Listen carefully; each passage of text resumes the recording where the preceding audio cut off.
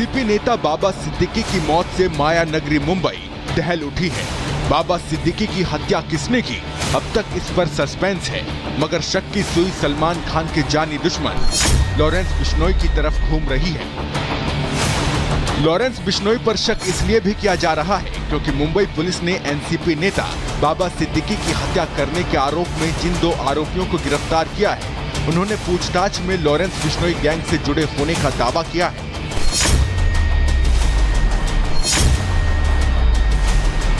Police सूत्रों के मुताबिक दोनों आरोपी करनैल सिंह और धर्मराज कश्यप ने पुलिस को बताया है कि वो 25 से 30 दिनों से बाबा सिद्दीकी की रेकी कर रहे थे।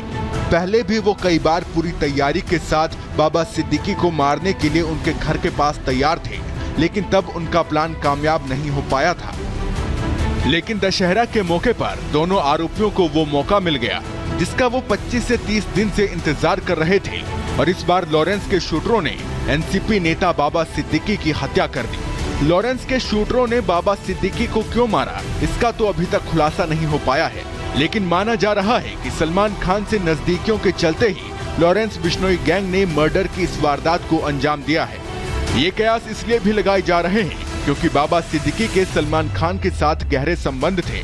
बताया जाता है कि बाबा सिद्दीकी ने ही सुपरस्टार सलमान खान और शाहरुख खान के बीच सालों से चल रही दुश्मनी को मिटाकर दोनों के बीच सुलह करवाई थी, और सलमान शाहरुख की सुलह कराने के बाद से ही बाबा सिद्दीकी सुर्खियों में आ गए थे। ये तो सिर्फ कयास हैं जो बाबा सिद्दीकी के मर्डर की एक वजह हो सकते हैं। हालांकि इस मामले में मुंबई पुलिस की तरफ से ऑफिशियल स्टेटमेंट आना अभी बाकी है। इन्वेस्टिगेशन कई खुलासे कर रही है। जिन 2 शूटर्स को अरेस्ट किया गया, इन्होंने बताया कि वो लॉरेंस बिश्नोई गैंग से जुड़े हुए हैं, क्योंकि सलमान खान के बेहद करीबी माने जाते हैं बाबा सिद्दीकी। लॉरेंस बिश्नोई अक्सर सलमान खान को जान से मारने की धमकी जो है वो देता रहता है। क्या उसी के चलते ये पूरी वारदात को अंजाम दिया गया? तमाम ऐसे सवाल है जो कि मुंबई पुलिस के सामने खड़े हो रहे हैं, और मुंबई पुलिस का कहना है कि हर थ्योरी पर मुंबई पुलिस काम कर रही है। मर्डर की सनसनीखेज घटना के बाद मुंबई क्राइम ब्रांच को मर्डर की गुत्थी सुलझाने की जिम्मेदारी सौंपी गई है, जिसकी महाराष्ट्र से लेकर यूपी हरियाणा तक जांच चल रही है। यहाँ एक गौर करने वाली बात यह भी है कि लॉरेंस गैंग जब भी अपने किसी दुश्मन को मारता है तो वो खुद सामने आकर मर्डर की जिम्मेदारी लेता है, लेकिन अभी तक लॉरेंस गैंग की तरफ से ना कोई बयान आया है और ना ही कोई पोस्ट। इसलिए मुंबई पुलिस मर्डर की इस घटना की हर एंगल से जांच करने में जुटी है, और जल्द ही पुलिस कुछ नए खुलासे कर सकती है। Bureau report, Republic Bharat.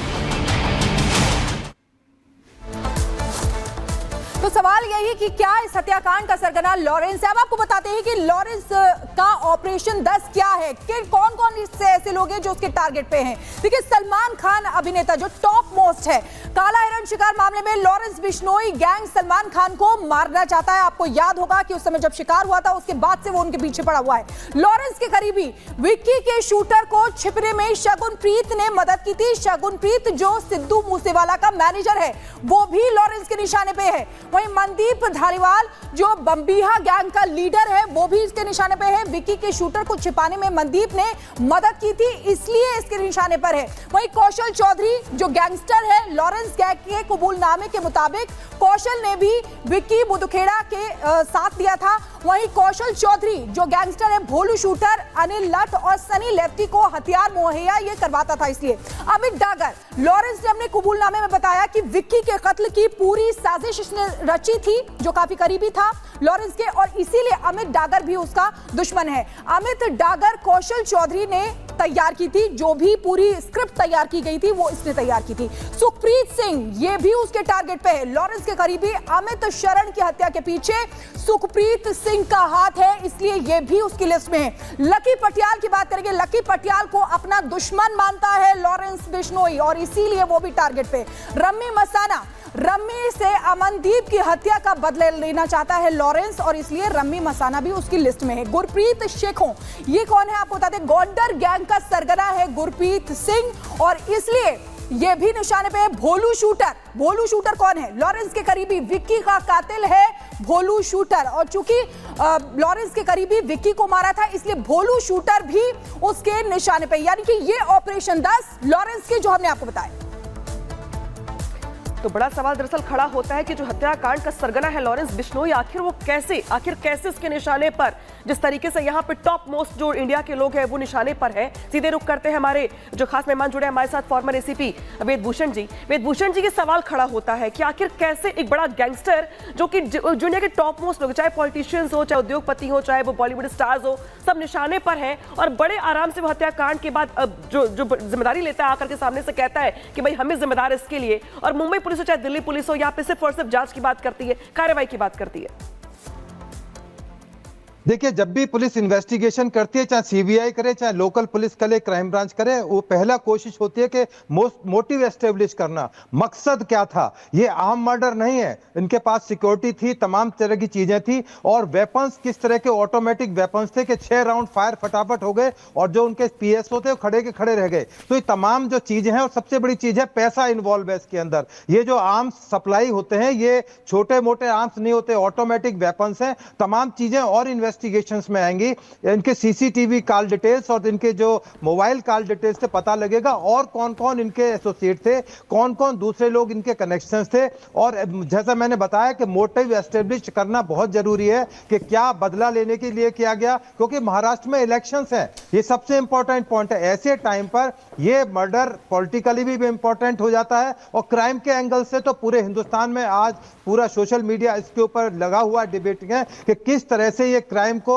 सरंजाम दिया गया, कौन लोग इसके पीछे रेस्पॉन्सिबल है, क्या लॉरेंस बिश्नोई है, क्या उसके गुर्गे हैं। क्योंकि गैंग्स के अंदर आपस में भी गैंग वार होती है, वो दूसरे को फंसाने के लिए अपना नाम ले लेते हैं, दूसरे का नाम लेते हैं। तो इस तरह की चीजों को समझना और डिकोड करना पुलिस के लिए वाकई में एक बहुत बड़ा चैलेंज होती है। फिर भी कोशिश होती है कि किसी भी तरह से इन्वेस्टिगेशन कंप्लीट करके जो भी उसके अभियुक्त है उनको चार्जशीट किया जाए, जिससे कि न्याय मिल सके और तमाम जो व्यवस्थाएं हैं उसके ऊपर पुलिस का विश्वास बना रहे। इसलिए मैं बार बार कह रहा हूं कि जो बॉम्बे पुलिस ने जिस तत्परता के साथ में 3 मुलजिम अभी तक अरेस्ट किए हैं और बेसिक जानकारी उनके बारे में आ चुकी है, और सबसे बड़ी हैरानगी की बात है कि तमाम यंगस्टर्स हैं, कोई अधेड़ उम्र का या बड़ी उम्र का क्रिमिनल नहीं है, यंगस्टर्स भर्ती किए जाते हैं। जो जानकारियां मिल रही हैं या एस्टेब्लिश अब तक आई हैं, उसमें तमाम जो यंगस्टर्स हैं 20 से 25 साल की उम्र के बीच के यंगस्टर्स। बिल्कुल, आप बता रहे हैं कि बहुत बड़ा चैलेंज है अब मुंबई पुलिस के लिए। अब देखना होगा कि इस पूरे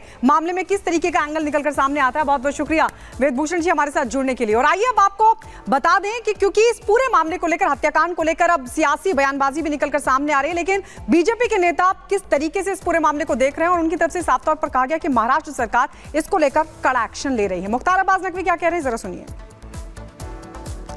हमारे साथ बात करने के लिए बीजेपी के वरिष्ठ नेता मुख्तार अब्बास नकवी हैं। उन्हीं से बात करते हैं और जानते हैं क्या कुछ कहेंगे। जिस तरीके से महाराष्ट्र के मुंबई में बाबा सिद्दीकी की हत्या की गई, उसके बाद सियासत हो रहे, राहुल गांधी से लेकर या तमाम नेता, चाहे प्रियंका चतुर्वेदी हो, तमाम लोग कानून व्यवस्था, चुनाव आयोग को लेकर सवाल खड़ा कर रहे हैं। देखिए, पहली बात ये कि एक संवेदनशील आपराधिक घटना है और इस आपराधिक घटना में जो भी गुनाहगार है उसके गृहबान तक कानून के हाथ पहुंचना शुरू हो गए हैं और पहुंचेंगे, और उनको कानून के कड़े से कड़े प्रावधानों के तहत सज़ा मिलेगी। लेकिन जहां तक सवाल है इस तरह के संवेदनशील मुद्दों पर भी असंवेदनशील सियासत करना, मुझे लगता है ठीक नहीं। कुछ लोगों की आदत हो गई है जो तर्कों की कंगाली से जूझते रहते हैं और कुतर्कों के मवाली बन जाते हैं, वो हर इस तरह के संवेदनशील मुद्दे पर असंवेदनशील व्यवहार करते हुए दिखाई पड़ते हैं।